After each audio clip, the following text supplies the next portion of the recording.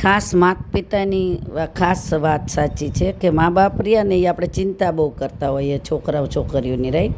પરંતુ છોકરાઓ સહેજ મોટા થાય ને તો એમને એમની આઝાદીની એમને હક બનતો હોય, એટલે એમને ક્યાંય પણ જવું આવવું હોય ને તો એમને આપણે છૂટ આપવી પડે. મનમાં આપણે વિચારો ખરાબ ભરીને દીકરા દીકરીને આપણે રોકી રાખતા હોઈએ, પણ ઘણીવાર કેવું કે આઝાદ કરી દો ને તો એમને મજા આવે અને આપણને મજા આવે. બાકી તો કુદરતના નિયમ મુજબ આપણે જીવવું જ પડે, બરાબર.